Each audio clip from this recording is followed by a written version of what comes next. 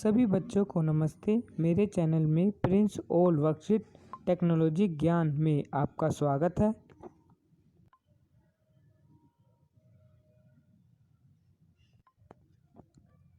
आज की वर्कशीट 17 विषय हिंदी रसखान के बारे में पढ़ेंगे। परिचय। रसखान जी का जन्म 1548 में हुआ। ऐसा माना जाता है कि उनका मूल नाम सदैव इब्राहिम था और वह दिल्ली के आसपास के रहने वाले थे। कृष्णा भक्ति ने उन्हें ऐसा युग किया कि गोस्वामी विद्यानाथ से दीक्षा ली और ब्रजभूमि में जा बसे। सन 1628 के लगभग उनकी मृत्यु हुई।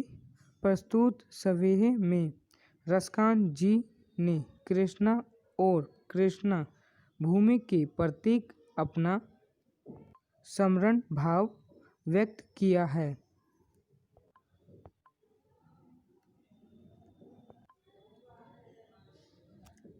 व्यवसाय।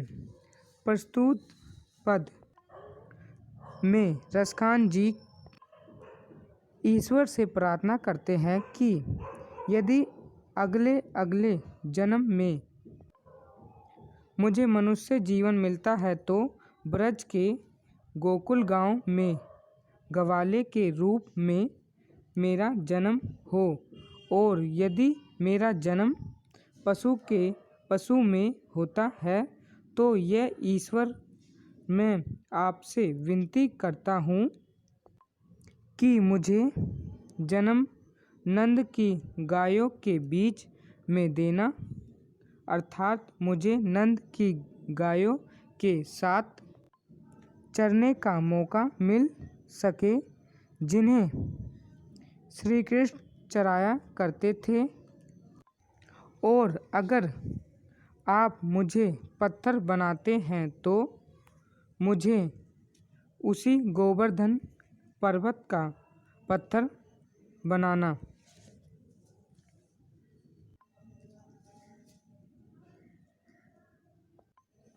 जिसे श्री कृष्ण ने अपनी उंगली से उठाया था और इंद्र देव की बारिश से गोकुल वासियों को बचाया, उनका घमंड तोड़ा था।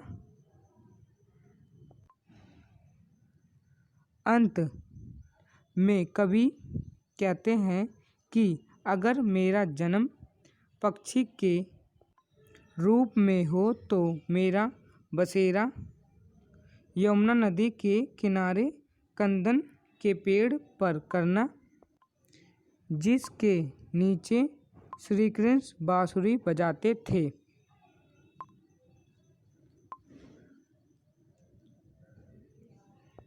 क्वेश्चन नंबर पहला, ब्रजभूमि के प्रति कवि का प्रेम किन किन रूपों में व्यक्त हुआ है? उत्तर, रसखान जी ने अपने सवेरे में ब्रज भूमि के प्रतीक प्रेम गवालों, पशु, पत्थर और पक्षी के रूप में व्यक्त किया है।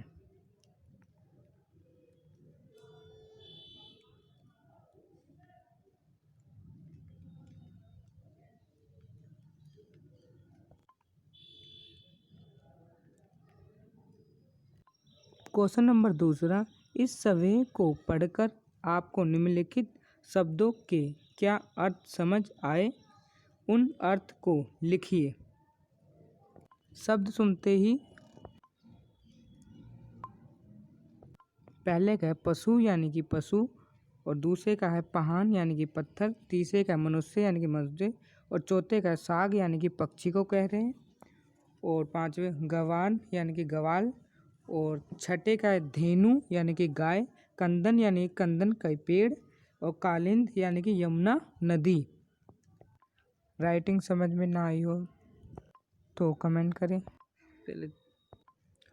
प्रश्न तीसरा, प्रस्तुत सवेरे में रसखान जी ने ब्रज भूमि के प्रति अपना प्रेम अभिव्यक्त किया है। इसी प्रकार आप अपनी मातृभूमि के प्रति अपने विचारों को लिखिए।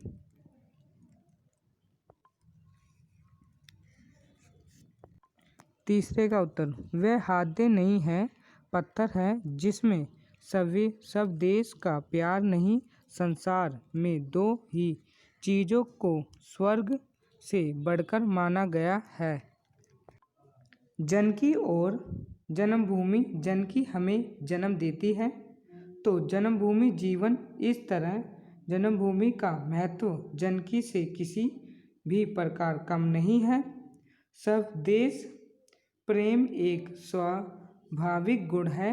मेरी मातृभूमि पर जन्म लेने के लिए तो देवता भी तरसते हैं।